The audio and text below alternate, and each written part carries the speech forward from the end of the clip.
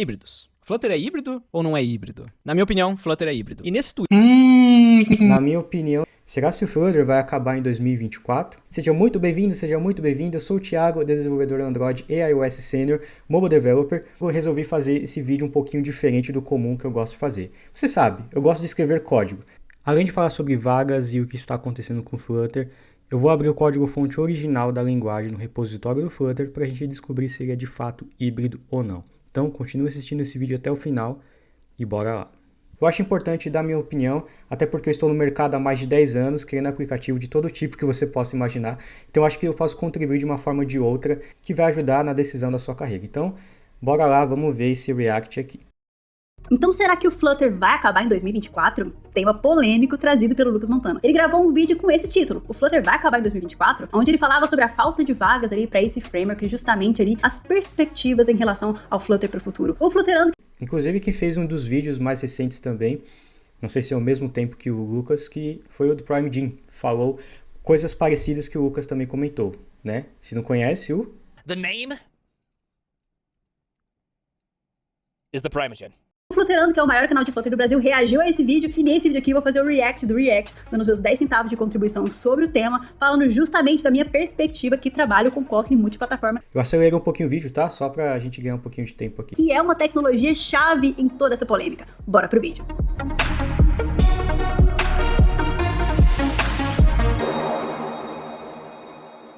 Pois é, ultimamente eu só tenho me envolvido em polêmica, né? E quando se fala de polêmica em comunidade ali, sempre tem a tecnologia que vai matar a outra. Sempre tem esse tipo de polêmica, né? Sempre... A galera do Java que diz, né? Sempre acontece. Ah, surgiu um novo framework que vai matar o outro, isso aí. E a turma do PHP que também sofre. Já é normal para quem trabalha com tecnologia. Desde que eu comecei a trabalhar com desenvolvimento nativo iOS, sempre quiseram matar o nativo. Sempre surgiu um framework novo que ia matar o nativo. E desde então estamos aqui quase 10 anos trabalhando com desenvolvimento iOS. Mas no vídeo de hoje, a ideia não é falar sobre iOS. Eu digo mesmo pro Android, tá? Ela é desenvolvedora iOS, especialista fera em iOS.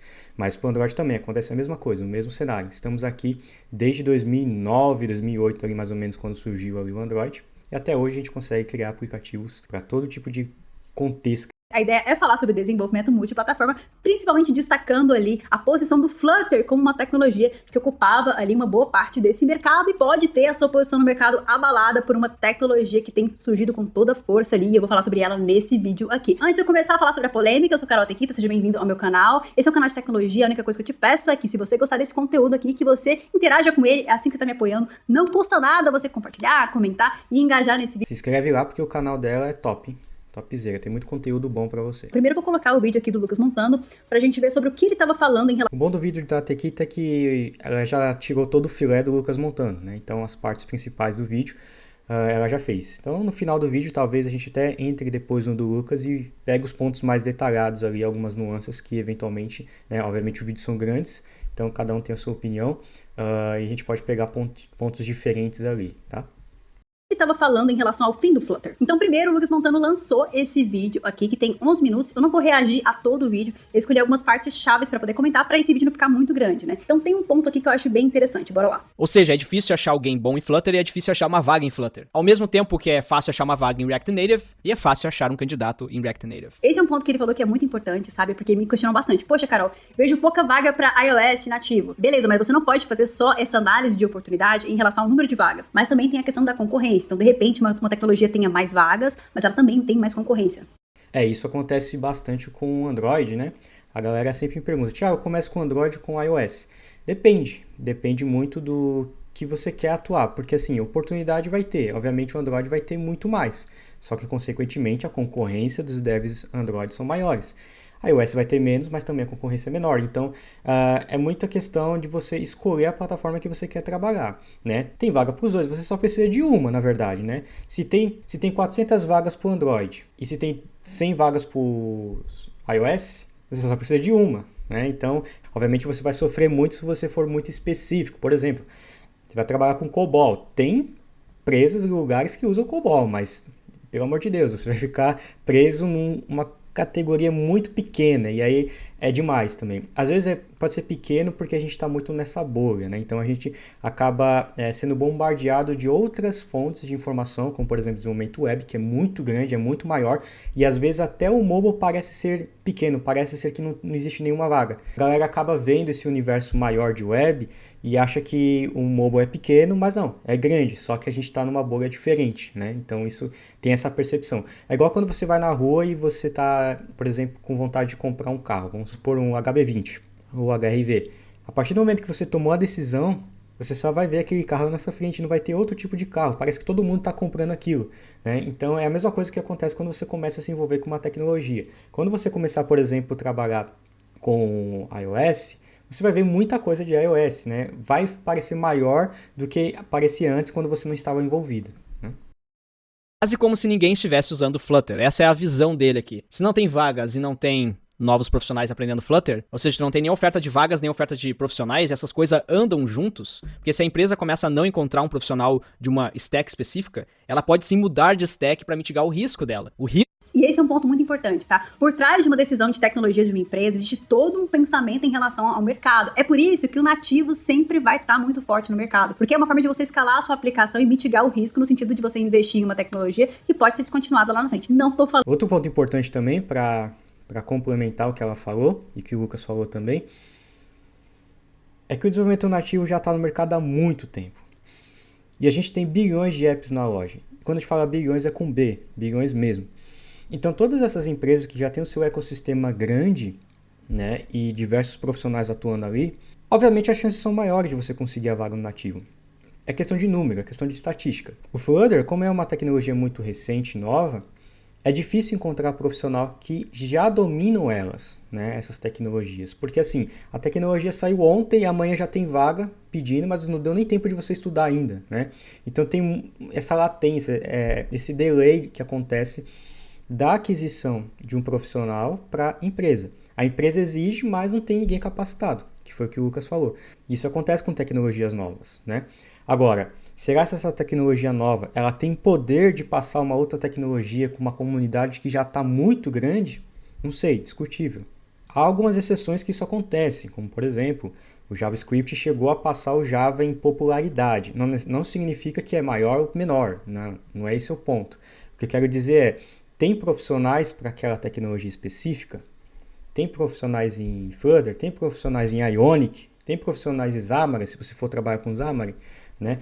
Até um detalhe engraçado, em 2014, acho que foi 2014, eu quis participar de um processo seletivo para trabalhar com Xamarin. Olha que loucura.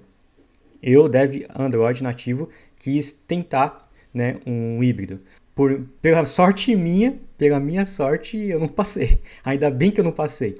Porque o Xamarin é muito fraco hoje em dia, né? Não ganhou tanta popularidade contra outras tecnologias, principalmente o próprio React Native, né? Que tem muita força hoje. Falando que é o caso do Flutter aqui, mas esse é um ponto-chave levado em consideração na hora de uma empresa escolher a tecnologia que ela vai utilizar para poder criar aquele produto. Afinal, o dinheiro, o valor está no produto de fato, por isso é tão importante pensar nessas questões de tecnologia. De não conseguir encontrar talento. E ele diz aqui, eu tenho a sensação de que até o final de 2024, Flutter pode ser uma reflexão tardia completa.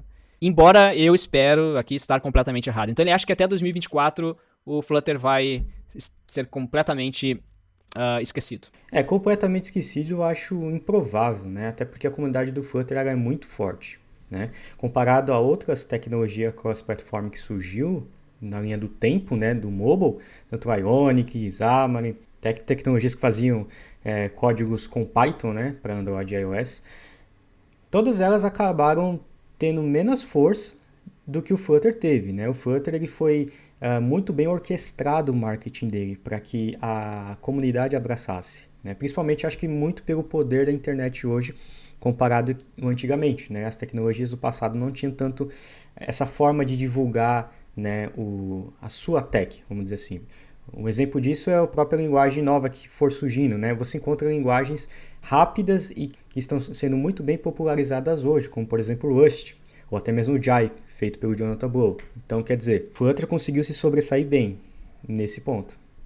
E aí ele deixa o questionamento que eu quero deixar pra vocês também. Alguém está vendo alguma tendência diferente com o Flutter? Diferente dessa percepção dele? Se você for olhar mesmo, essa perspectiva ela pode mudar de acordo com o país que você está buscando. Então, se a gente for buscar aqui no Brasil, você vai ver que você vai encontrar vaga pra caramba em Flutter. Mais de 800 vagas abertas aí. Olha que o LinkedIn não é a melhor ferramenta pra você procurar esse tipo de vaga. Agora, vamos fazer essa busca no Canadá. No Canadá já é outra realidade, então você vai encontrar É verdade, não fique só preso no LinkedIn não, tá? Procure em outros lugares. pouquíssimas vagas de Flutter no Canadá. Então, a realidade ela vai mudar de país para país. Não dá para você pegar um país e dizer que não tem vaga para Flutter. Não dá para generalizar nesse sentido. E aí, um ponto que pode ser a favor dessa questão da tecnologia ser forte aqui no Brasil é justamente o ponto da comunidade, né? Aliás, o Flutterando faz um ótimo trabalho evangelizando ali sobre a tecnologia. Tem uma comunidade bem forte aqui no Brasil. Eu acho que isso acaba impactando também para que essa tecnologia também ganhe visibilidade, né? A comunidade ser forte é muito importante na tomada de decisão, principalmente na hora que a empresa vai pensar que tecnologia que ela vai utilizar. Eu vou dizer que eu também tô percebendo a mesma coisa. E até por isso que eu fiz esse tweet essa semana também. Se identificar como programador React, ou pode ser programador Flutter, é mais triste do que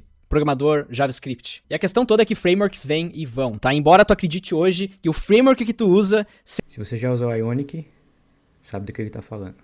Sempre existiu e sempre existirá, só porque é a única coisa que tu conhece. Então, tu pode se especializar num framework, tá? Tu pode ser ali programador React. Mas nesse caso, do React e do React Native, ou qualquer outro framework web que tu vai usar JavaScript, nesse caso, tu tem o fallback, que é trabalhar com JavaScript. No caso de quem investiu no Flutter, o fallback não é trabalhar com Dart. Porque ninguém também tá usando o Dart sem o Flutter. Ah, Lucas, mas tem uma empresa lá que os caras ninguém usa. Mas tu pode mitigar o teu risco. Nesse ponto, eu quero colocar a reação do Flutterando, que foi sensacional. Vou buscar o vídeo aqui do Flutterando, vou mostrar pra vocês. E o legal é que o Dart, a base dele é bem Java. Se você abrir lá o código-fonte, você vê que foi construído bem em cima do Java. Essa é uma curiosidade bem interessante, olhar como a linguagem foi feita. Vídeo aqui do Flutterando, vou mostrar pra vocês. Empresas que utilizam frameworks cross-platforms ou híbridos. Flutter é híbrido ou não é híbrido? Na minha opinião, Flutter é híbrido. E nesse tweet... Na minha opinião, também é híbrido. O que é híbrido? Qual que é o contexto para ser híbrido? Vamos lá, vamos procurar no Google. O que é híbrido? Vamos lá. Significado de híbrido. Sinônimo de híbrido. Vamos pelo sinônimo. Composto, misto, misturado, mesclado, complexo. Mesclado, misturado.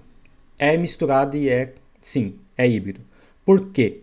Porque dentro do package do Flutter, você vai ter toda a estrutura do Android e toda a estrutura do iOS, que de uma forma ou de outra vai rodar ali por baixo dos panos. Você vai ver toda a parte de Activity que precisa ter para funcionar. Você vai ter toda a parte, camadas de controllers, se for via UIKit, que provavelmente é dentro do UIKit, ali dentro. Então, pela definição, é algo misturado. Sim, o Flutter é híbrido. Vamos abrir o código-fonte então do Flutter para a gente entender. Eu estou aqui dentro do projeto, vou clonar esse projeto. Então vamos procurar agora dentro do projeto do Flutter se tem alguma coisa sobre Java, Objective-C, Swift ou Kotlin. Então vamos procurar aqui, por exemplo, alguma extensão .java. Temos aqui, já caímos de cara em alguns exemplos, ok. Procurar aqui sobre a plataforma em si específico. Temos aqui Platform View. Então nós temos aqui algumas extensões de código Java, né? A nossa Activity. Ou seja, nós precisamos do Java para que o Flutter funcione dentro do Android. Ok, tudo bem. Então vamos dar uma olhada também do contexto do iOS. Vamos procurar, deve ser o UIKit. Opa, pera aí. Vocês viram isso? View Controller híbrida em Objective-C. Olha que maluquice. Flutter híbrido / native. E aí? O que será que é isso? É híbrido ou não é? Como a gente abriu outro sobre plataforma, vamos ver se tem alguma coisa sobre plataforma. Aqui, Platform View Controller. Plataforma View Controller. Ok, Swift. Vamos procurar dentro do próprio Dart. Vamos procurar sobre híbrido. Sei lá, tem alguma coisa híbrida aqui dentro? Opa! Vamos abrir aqui um código em Dart mesmo. Pode ser esse primeiro aqui. Tá lá, pessoal. A própria plataforma está falando que ela é híbrida. Para mim, Flutter é híbrido. Na minha opinião, Flutter é híbrido. E nesse tweet... Galvão? Galvão? Chama o Vasco. Ó, eu vou entrar na polêmica também. Eu acredito que Flutter seja híbrido, né? E eu vou falar um pouquinho sobre por que eu acho isso. Vamos lá. Diga lá, Tino. Sentiu. Implementando aqui, o cliente não sabe nem o que é Flutter, velho. Ele, às vezes a vaga pede Android, Mas você desenvolve em Flutter. Ó, nesse ponto eu discordo completamente, tá? O cliente não sabe o que é Flutter, o cliente final. Se você estiver trabalhando com um freela, faz total sentido. O cliente tá nem aí pra tecnologia que você vai utilizar, só quer que você entregue ali o resultado. Então não importa se você vai fazer em Flutter, em React Native, em Ionic ou em Xamarin, não importa. Você vai entregar o aplicativo Android pra ele. Quando você fala de vagas para desenvolvedor Android, aí você tá falando do desenvolvedor que vai trabalhar com Kotlin, com Compose e etc. Aí eu já discordo completamente, porque você não vai encontrar uma vaga que especifica desenvolvedor Android e o cara tá buscando alguém que trabalha com Flutter. Normalmente, quando você quer alguém que trabalha com Flutter, isso já tá especificado no título da vaga, né? Flutter. Eu já fiz projeto para muitos freelas. Eu já fiz projeto para iOS nativo, para Android nativo, para Android e iOS com Kotlin multiplataforma mobile. Em todos esses casos, o cliente não queria saber qual que era a tecnologia que eu estava utilizando. Ele simplesmente queria o app funcionando na loja. Na verdade, ele não queria nem o código-fonte. Ele queria ver o app publicado lá na Google Play e na App Store bonitinho. Se você está trabalhando como freelancer, não importa a tecnologia que você vai usar. Porque o seu cliente final não é o seu chefe necessariamente, né? A ponta ali já é o usuário final. Agora, se você está trabalhando numa empresa e você quer se candidatar para outras vagas e eventualmente trocar de ambiente, você tem que ficar suscetível ao que o ambiente está pedindo.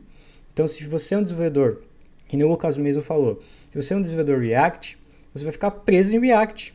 É a mesma coisa de falar um desenvolvedor Vue.js. Se o cara é front-end e só faz Vue.js, ele não é um programador pronto para poder migrar de empresa. E isso acaba limitando o leque de oportunidades dele. Então não fique preso a um framework específico. Aprenda o fundamento da linguagem que você vai trabalhar. Seja o próprio JavaScript, para você ter um leque maior. Não seja um dev de Vue.js, por exemplo. Seja um desenvolvedor JavaScript. A única exceção ali no caso é o Swift, porque o Swift é a linguagem da Apple. Mas se você está trabalhando para o ecossistema Apple, aí é uma coisa à parte, porque o modelo de negócio da Apple é outra coisa, é um universo enorme, né? As chances são muito grandes. A Apple detém uma série de produtos, né? E isso não se limita só à parte mobile, smartphone e tablets, mas sim todo o ecossistema Apple. Por exemplo, Vision OS que está chegando, né? Eu tenho até vídeo aqui no meu canal se você quiser dar uma olhada depois. Sabendo a base do Swift, com o SwiftUI, você consegue criar aplicativos para o Vision OS, WatchOS, tvOS. Então o ecossistema Apple, você está seguro trabalhando com Swift, por exemplo. Já Dart não, como o Lucas falou. Dart, quem usa Dart? Só o Flutter, e ninguém mais está utilizando o Dart. Pode mitigar o teu risco aprendendo sobre Swift, aprendendo sobre Kotlin, porque tu já... Ou aprendendo sobre programação, estrutura de dados, orientação a objetos, design patterns. Eu acho que isso é bem melhor, né, Lucas? Eu achei isso muito bom, isso muito bom. Mas assim, eu concordo completamente com o que ele disse, porque, cara, não importa, sabe? Tanto faz a linguagem que você vai trabalhar. No fim das contas, programador, engenheiro de software. A verdade é que a gente não pode ficar preso a uma única tecnologia sempre, né? A gente não pode amar sempre uma tecnologia, a não ser que você seja desenvolvedor Apple. Aí você pode amar a Apple, porque a Apple vai te sustentar, de uma maneira ou de outra. É fato. Mas outras tecnologias com uma comunidade que não é tão engessada, né, e linguagens mais open source, vamos dizer dessa maneira, não necessariamente seria open source, mas assim, uma linguagem mais aberta ao público, geral, de uma maneira geral, aprenda a linguagem, né, como o Diego falou, foca no fundamento, porque isso vai te ajudar a até mesmo trocar de linguagem, né? Se você, sei lá, que nem o meu caso, eu era back-end Java, eu trabalhei com desenvolvedor front, back. E aí quando eu cansei, eu fui para o Android, porque eu já tinha uma base sólida de orientação a objetos e eu trabalhava com Java. Mas obviamente eu poderia ter ido para o Objective-C, eu poderia ter ido qualquer outra linguagem que eu tivesse desejo. Por quê? Porque a base estava ali, né? Tinha os fundamentos da programação. Isso é muito importante, né? A linguagem é apenas um meio, não é um fim. Mas esse meio muitas vezes depende da empresa. E se você depende da empresa para pagar suas contas, você tem que atender a demanda com que a empresa pede, né? Então, é que nem ele comentou, o indivíduo lá está achando que não tem mais vaga de Flutter e não consegue mais emprego porque ele se especializou só nisso. Aí que está o problema. Ele se especializou em algo que o mercado inteiro ainda não adotou. E mesmo que tenha adotado uma startup ou outra, como ele falou, ainda existe bilhões de apps todos nativos que precisam de dar manutenção. Então, quer dizer, a comunidade de mobile nativa, ela cresceu tanto nos últimos 10, 12 anos, que é muito difícil você combater isso agora. E não que você queira também. Quanto antes você entender isso, melhor. Então, tanto faz. Independentemente se o seu framework acabar, se a tecnologia que você trabalha acabar, assim como já aconteceu na minha carreira, se você souber a base, se você for um bom programador nesse sentido, você vai aprender qualquer coisa que você precisar aprender. Tenha a certeza disso, né? Eu acho que isso é um ponto muito importante que fez total diferença na minha carreira, me desvincular, me desapegar de tecnologias e de frameworks e pensar sempre o melhor para minha carreira e o melhor para o projeto que eu tô trabalhando. As tecnologias, elas existem para resolver problemas, né? Elas não existem para ter fanbase ou algo nesse sentido. E tanto faz. Se você souber a base, você vai conseguir aprender qualquer tecnologia. Então, uma pessoa que tá trabalhando com Flutter, que de repente se vê ali sem oportunidade, que precisa aprender outra tecnologia, ela não vai partir do zero. Ela já sabe a base que é compartilhada entre as linguagens. E vou ainda mais longe, tá? Esses frameworks de desenvolvimento de interface, quando a gente fala de frameworks para desenvolvimento mobile, eles seguem uma linha muito parecida, uma tendência muito grande em relação ao desenvolvimento mobile de interface declarativa e tudo mais. Então, acaba que você aproveita muito o conhecimento de um pro outro, né? Eu trabalho com desenvolvimento iOS nativo, né? Swift UI, UIKit, etc. E quando eu Isso que ela tá falando é verdade. Quando eu fui aprender o Compose, que eu aprendi primeiro o Swift UI, depois o Compose, todo o fundamento de programação funcional e declarativa para a criação de interfaces gráficas, que é um modelo moderno hoje para se fazer isso, né? Não necessariamente que seja o grande utilizado hoje, obviamente, como eu falei, tem muitos projetos ainda sendo feitos com hierarquia de vias do Android, tem muito projeto ainda com UIKit, seja com Vue Code, com Storyboards. Então esses projetos não utilizam muito essa base, mas o Flutter, como é mais moderno, assim como o Jetpack Compose e o SwiftUI, é fácil para esse profissional eventualmente fazer essa migração, né? Não é difícil, se ele entender o fundamento, como o Jacob falou. Entendendo o fundamento, não tem problema nenhum. E quando eu vi o meu primeiro código de Compose, né, porque hoje eu trabalho com Kotlin multiplataforma, que eu vou falar um pouquinho mais sobre isso, né, não foi um choque muito grande. Então, é tudo muito parecido. Então, você olha lá, interface declarativa e tudo mais. A curva de aprendizado, ela é muito tranquila. Então, você vai ver que quando você sabe ali como as coisas funcionam por trás dos planos, fica muito mais fácil de você migrar para uma tecnologia ou outra. Então, eu concordo com ele nesse caso. Se você é um programador e quer mitigar risco, o que você precisa fazer é fortalecer muito bem a sua base, porque aí você vai aprender qualquer coisa. Agora, eu vou um pouquinho mais pra frente aqui no vídeo, onde ele fala sobre o Jetpack Compose. O Flutter é bastante popular em países emergentes como o meu. Eu já discordo, eu já acho que a questão do Flutter é que ele possa simplesmente ter chegado um pouco tarde no mercado de cross-platform. E a concorrência dentro do Google mesmo, com... Eles demoraram muito. A Apple mesmo é bem mais ligeira que o Google em lançar as coisas. Você vê, SwiftUI quando surgiu, foi em 2017 ou foi 2019, o Jetpack Compose demorou 2 anos para sair depois. A Apple lançou o iPhone, o Swift em 2014... o Google adotou o Kotlin só em 2017. Então, quer dizer, tem uma defasagem ali grande entre as duas empresas. Mesmo com Kotlin multiplataform mobile e o Flutter é prejudicial. E eu já tuitei sobre isso também, cara. O Jetpack Compose, ou o Compose, na verdade, ele tá expandindo pro cross-platform, tanto iOS quanto web, é uma má notícia pro Flutter. Porque além de ter uma concorrência externa do React Native, agora tu tem também uma concorrência interna do próprio Google. Nesse ponto, e aí eu já quero falar mais Muito louco, né? Os caras fazem uma concorrência interna das suas próprias tecnologias. sobre isso aqui, da parte do Kotlin multiplataforma, que é a tecnologia que eu trabalho hoje, né? Então, hoje eu trabalho com desenvolvimento iOS nativo e dentro do aplicativo a gente também compartilha o Kotlin, o código em Kotlin entre iOS e Android. Esse ponto que ele falou é um ponto-chave muito importante e não dá pra negar. O fato do Google ter criado o Flutter e o Google também está investindo no Jetpack Compose, né? Multiplataforma, que é um framework para construção de interfaces mobile, que vai compartilhar código entre iOS e Android, que na verdade já está compartilhando, né? Já existe a versão ali multiplataforma iOS e Android, mas a versão iOS, ela ainda está em alpha, né? Mas o fato do Google estar fazendo esse investimento aqui no Compose para se tornar um framework multiplataforma é um ponto muito crítico, porque sim, eu acredito que a concorrência dentro do Google não é uma coisa muito legal, principalmente porque... Quando eu fui construir um projeto para um freelancer, como eu falei, surgiu a oportunidade de fazer de uma maneira mais rápida, até porque o prazo era um pouco mais curto e não tinha outro profissional especializado na tecnologia do iOS e do Android. E esse é um ponto interessante também, só abrindo aqui um parênteses, não é porque você é dev Android que você precisa aprender o iOS e vice-versa, tá? Às vezes a empresa gosta de manter os dois profissionais separados, porque cada um é fera especialista em uma coisa. Eu já trabalhei em lugares, por exemplo, que precisou na época implementar o Apple Pay. E essa implementação que tinha acabado de sair, o cara de iOS era fera, né? Então ele já tinha esse conhecimento, eu era do Android na época. Então ele já tinha muito conhecimento na Apple e ele fez isso surgir e isso aconteceu logo para a empresa e a empresa começou a ganhar dinheiro com o Apple Pay. Então quer dizer, apesar de parecer que o custo é menor para a empresa ter um profissional que seja cross, Ao mesmo tempo, ter um especialista que só respira Android e um especialista que só respira iOS é muito bom para você ter um produto de melhor qualidade, né? A performance melhora, né? O profile dos testes, enfim, o cara que consegue realmente entender a essência do hardware, principalmente quando a gente está falando de bateria, câmeras, coisas sensíveis que o próprio smartphone tem que um computador, por exemplo, não teria, né? E se você for indo além ainda mais, se você for trabalhar com games e ter que trabalhar com GPUs, aí sim, você precisa de um especialista mais forte ali, né? Ter um profissional fera, às vezes, pode ser muito melhor do que ter um cross, né, que domina ali as duas, mas não vai entregar a experiência final do usuário de uma maneira mais nativa. Voltando à história do Freela, eu tive a oportunidade de fazer em Flutter ou utilizar o Kotlin multiplataforma mobile.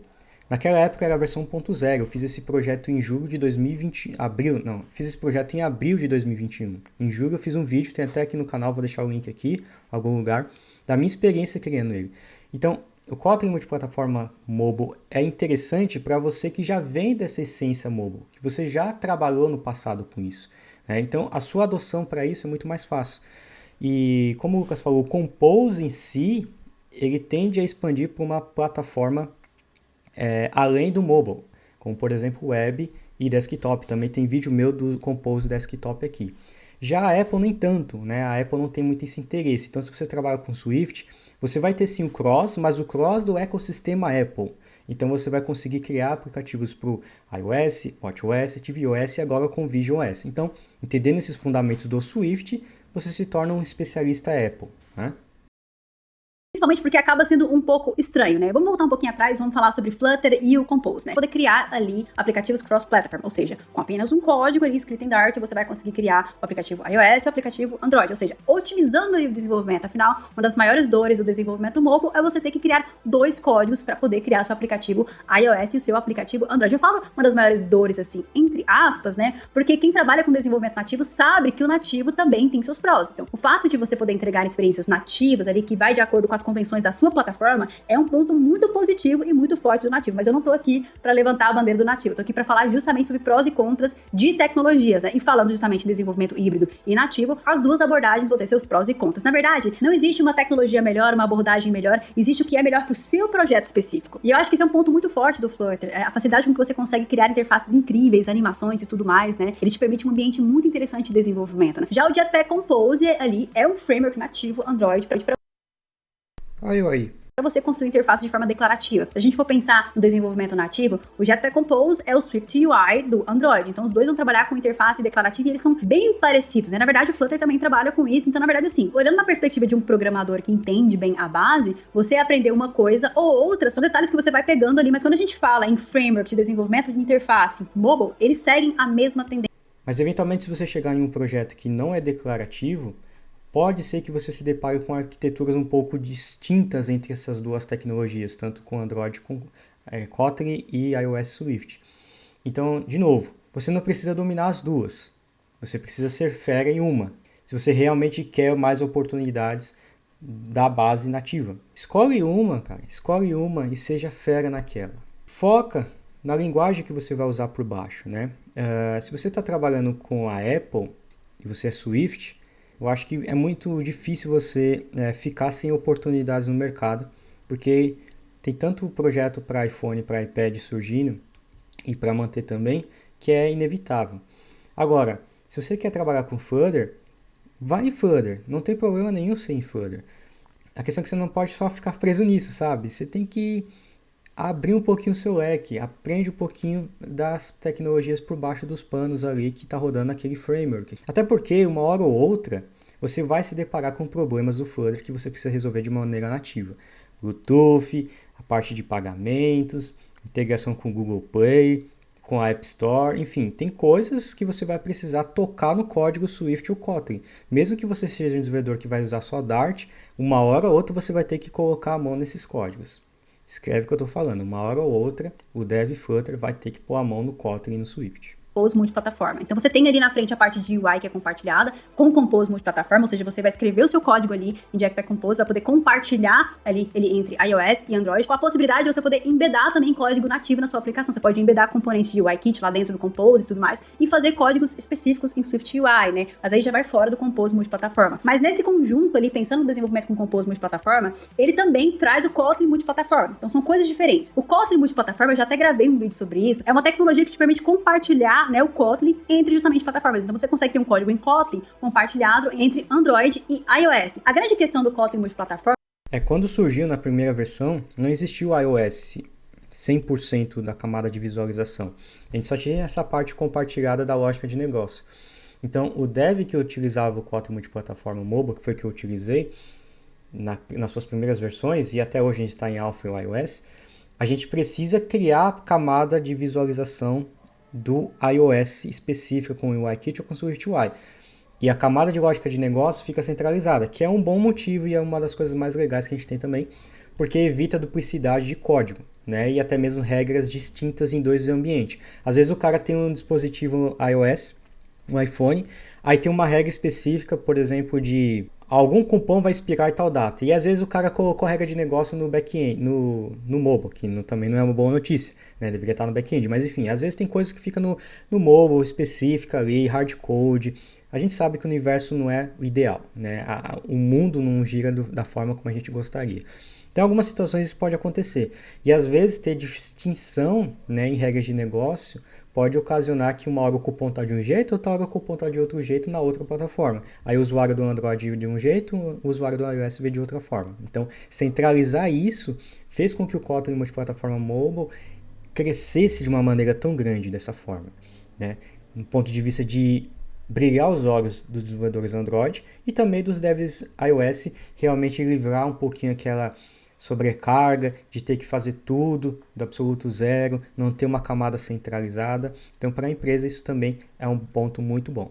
E o melhor é que você ainda ganha o poder de controle total do sistema operacional, né? No fim do dia, o Kotlin multiplataforma mobile nada mais é do que um transpiler para o Objective-C. Mas quando ele chegou, funciona. É a possibilidade de compartilhar a regra de negócio da aplicação. Então, o Kotlin multiplataforma, ele chegou primeiro, ele já está em beta, inclusive já está sendo utilizado no mercado. No projeto que eu tô hoje, a gente utiliza o Kotlin multiplataforma, né? Mas ele chegou resolvendo, digamos assim, parte do problema, né? Porque ele permitiu o compartilhamento de código, mas somente a regra de negócio. O que pode fazer sentido para certos projetos, mas acaba não fazendo sentido para outros projetos. Por que eu falo isso? Porque existe uma tendência ali no desenvolvimento mobile a tirar a regra de negócio da aplicação. Esse é um ponto muito importante. Qual que é a maior dor em desenvolvimento mobile hoje em dia? É justamente o deploy. Então, quando você vai fazer o deploy, publicar a sua aplicação na loja, você tem que esperar ali, tanto a Google Play quanto a App Store, aprovar ali o seu aplicativo. E quando você tem muita regra de negócio ali na sua aplicação, você acaba tendo um risco maior de ter que fazer hotfix ali, porque você não consegue mitigar isso lá do servidor. Então, tem uma tendência no desenvolvimento mobile que é tirar, enxugar a aplicação, deixar a aplicação burra em termos de só ter interface, para que ela consuma as informações ali de um servidor, de um back-end, porque aí você tem total controle do deploy, né? E aí, no extremo disso, a gente tem o que a gente chama também de Server Driven UI, que é quando você consegue fazer com que o back-end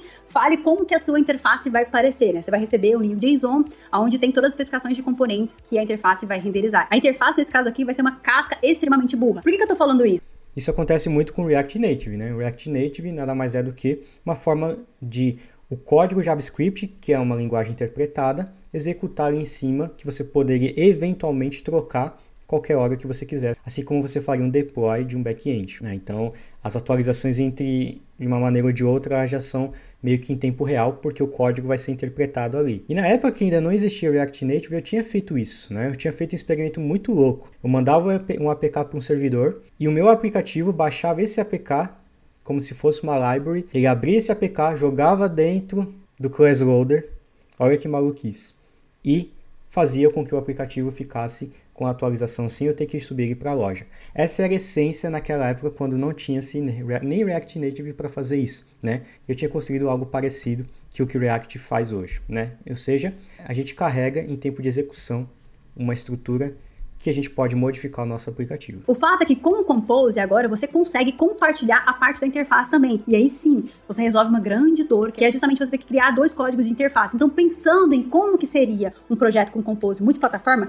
você tem ali em cima o Compose multiplataforma, mas você também tem o Kotlin multiplataforma para que você consiga compartilhar a regra de negócio da sua aplicação. E embaixo, você consegue também consultar ali as APIs específicas de cada plataforma. Então, você pode sim ter código nativo no iOS e código nativo Android interagindo com esse projeto que é todo multiplataforma. Tem essa possibilidade também. E esse é um ponto muito importante. Por mais que o desenvolvimento seja cross-platform, você sempre vai esbarrar em código nativo, porque tem necessidades diferentes para cada plataforma. Cada plataforma tem seus frameworks diferentes, recursos diferentes que você tem que explorar de formas diferentes. Então sempre vai ter o nativo ali por baixo dos panos. E por que essa tecnologia acaba sendo muito estratégica ali, uma concorrência muito forte para o Flutter? Porque quando a gente fala de Compose e Kotlin, são as tecnologias nativas para o desenvolvimento Android. Então, uma pessoa que trabalha com Android, para ela poder desenvolver um projeto cross-platform utilizando Compose multiplataforma e Kotlin multiplataforma, é daqui para ali. Ela já sabe as tecnologias. A única coisa que ela vai fazer ali, de repente, é mudar um pouco as bibliotecas que ela usa para ter compatibilidade com o desenvolvimento cross-platform. Então, isso acaba sendo muito estratégico em termos de carreira. Então, o profissional que trabalha com desenvolvimento multiplataforma, com Compose multiplataforma, ele vai tranquilamente poder trabalhar como desenvolvedor nativo Android, porque são basicamente as mesmas tecnologias. A única coisa que muda é a configuração aqui de projeto. Por outro lado, também a empresa que tinha o seu aplicativo em Android agora quer oferecer essa experiência para o iOS. Antigamente, a opção que ela tinha é migrar para uma solução cross-platform, Flutter, React Native, migrar toda a sua base de código para esses frameworks, né? E você teria que reescrever tudo do zero, que algumas das empresas tomaram essa decisão, né? Eu já contratei desenvolvedores na época que eram júniores, estagiários, que hoje são líderes de equipe, e eles são líderes de equipe como Flutter, né? E eles coordenam uma galera ali abaixo deles, e eles tiveram que fazer toda essa transição. Não foi fácil, mas aconteceu. Hoje eles têm esse ganho, como a Carol falou também. Então acho que um desenvolvedor que ele quer estar ali nas melhores oportunidades de mercado, ele principalmente tem que entender quando elas aparecem e tem que estar aberto ao aprendizado. E agora eu quero saber a sua opinião sobre esse assunto. Você acha que... Assim, seja no nativo, seja no cross-plataforma, seja no híbrido, se você considera híbrido ou não, o ponto é, não fique preso a uma única tecnologia específica, principalmente quando a gente está falando de framework. Framework sempre vai rodar em cima da base de uma linguagem e de uma tecnologia que está embaixo, que está embaixo, que está embaixo, que está embaixo. É a mesma coisa que quem cria jogos. Vai aprender além do Unity, aprende um pouquinho do Unreal, ou não aprende nenhuma das duas e cria sua própria engine para você ter total controle do seu sistema. Não sei, mas não fique preso somente a um framework, né? Aprenda outras tecnologias, seja fera em Android com a Kotlin, seja fera no Flutter com o Dart, mas cuidado com o Dart, como o Lucas falou, é uma linguagem específica para o Flutter e eventualmente você vai ficar preso só nisso. Aprenda JavaScript para você trabalhar com back-end ou realmente trabalhar com web, se você tem interesse nessas outras vertentes também. E expanda o seu leque, expanda o seu conhecimento. Eu poderia ficar simplesmente preso só ao Android e estaria tudo bem. Eu tenho amigos que fera em iOS, eles odeiam Android, não pode ver um smartphone na frente deles se não for iPhone e eles ficam bravos. E eles são feras e são devs seniors e estão no mercado há anos e sempre há oportunidade para eles. Da mesma maneira, eu tenho amigos que são Android e odeiam Apple e odeiam iOS. E também tem oportunidade para eles. Eu, por exemplo, decidi ser um mobile completo, tanto Android quanto iOS. E nesses últimos 10 anos também, criando aplicativos, eu acho que a decisão do nativo, ela vai ser sempre prioridade. Mesmo que você saiba outras tecnologias, mesmo que você conheça frameworks, não deixe de aprender o nativo, porque isso vai te dar conhecimento total do ecossistema que você está trabalhando e também vai te pôr no mercado se as coisas começarem a ficar feias. Beleza? Então, esse é o vídeo de hoje. Se você gostou, clica no gostei. Agora, se você quiser criar algo 100% nativo e esquecer Kotlin, Swift ou Dart, vai de C++. Põe a mão no C++, vai trabalhar com ponteiros.